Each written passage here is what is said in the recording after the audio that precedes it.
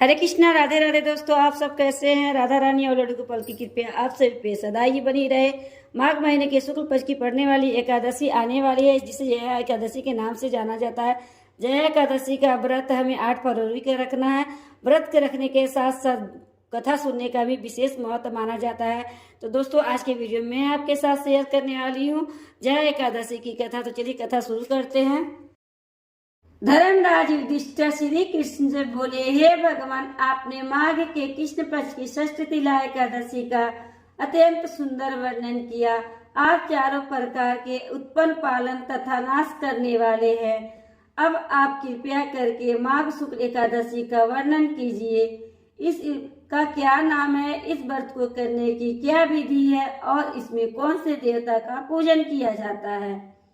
तभी श्री कृष्ण कहने लगे, हे राजन, इस एकादशी का नाम जया एकादशी है। इस व्रत को करने से मनुष्य ब्रह्म हत्या पापों से छूटकर मोक्ष को प्राप्त होता है तथा इस व्रत को प्रभाव से भूत पिशाच आदि योनियों से मुक्त हो जाता है।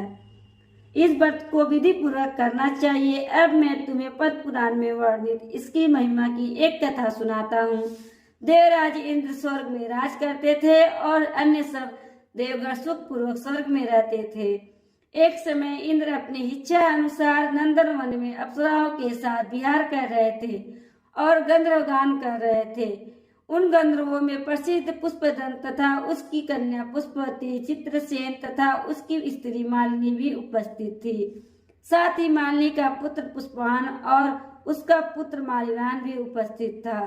पुष्पवती गंधर्व कन्या माल्यवान को देखकर उस पर मोहित हो गई और माल्यवान पर काम बाण चलाने लगी। उसने अपने रूप, लालिवान और हाव भाव से माल्यवान को वश में कर लिया। हे राजन, वह पुष्पवती अत्यंत सुंदर थी। अब वे इंद्र को प्रसन्न करने के लिए गान करने लगी, परंतु परस्पर मोहित हो जाने के कारण उनका चित्त भ्रमित हो गया था। इनके ठीक प्रकार न गाने तथा स्वर ताल ठीक नहीं होने से इंद्र इनके प्रेम को समझ गया और उन्होंने इसमें अपना अपमान समझकर उनको श्राप दे दिया। इंद्र ने कहा, हे मूर्खों, तुमने मेरी आज्ञा का उल्लंघन किया है, इसलिए तुम्हारा धिक्कार है। अब तुम दोनों स्त्री पुरुष के रूप में मिट्टी लोक में जाकर पिशाच रूप धारण करो और अपने कर्म का फल भोगो। इंद्र का ऐसा श्राप सुनकर वे अत्यंत दुखी हुए और हिमालय पर्वत पर दुख पूर्वक अपना जीवन व्यतीत करने लगे। उन्हें गंध, रस तथा स्पर्श आदि का कुछ भी ज्ञान नहीं था।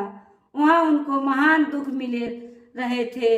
उन्हें एक क्षण के लिए भी निंद्रा नहीं आती थी। उस जगह अत्यंत शीत था, इससे उनके रोंगटे खड़े हो रहते और मारे शीत के दांत बजते रहते।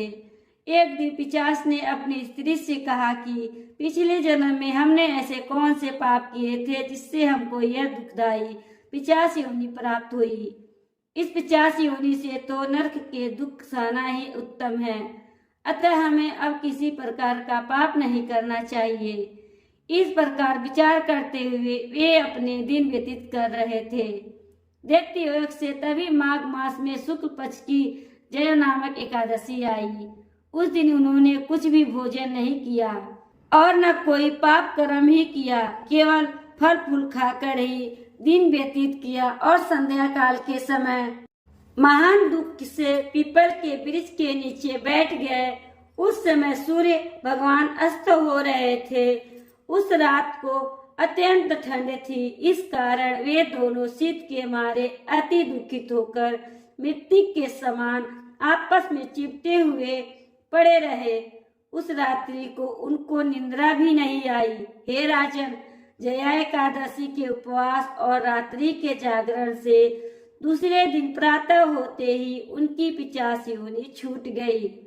अत्यंत सुंदर गंधर्व और अप्सरा की देह धारण कर सुंदर वस्त्र भूषण से अलंकृत होकर उन्होंने स्वर्गलोक को प्रस्थान किया। उस समय आकाश में देवता उनकी स्तुति करते हुए पुष्प वर्षा करने लगे। स्वर्गलोक में जाकर इन दोनों ने देवराज इंद्र को प्रणाम किया। इंद्र इनको पहले रूप में देखकर अत्यंत आश्चर्यचकित हुआ और पूछने लगे कि तुमने अपनी पिशाच योनि से किस तरह छुटकारा पाया। सो बतलाओ। मल्लिवान बोले कि हे देवेंद्र, भगवान विष्णु की कृपा और जया एकादशी के व्रत के प्रभाव से ही हमारी 50 देह छूटी है।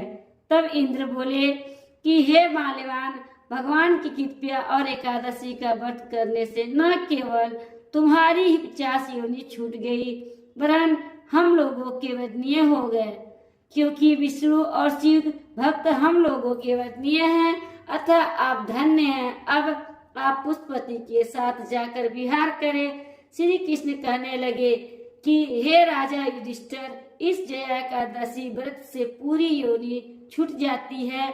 जिस मनुष्य ने इस एकादशी का व्रत किया है, उसने मानो सब यज्ञ, जप, दान आदि कर लिया। जो मनुष्य जया एकादशी का व्रत करता है, वह अवश्य ही 1000 वर्ष तक स्वर्ग का वास करता है। तो दोस्तों, यह थी जया एकादशी की कथा। कथा आपको कैसी लगी? अच्छी लगी हो तो लाइक कर दीजिएगा।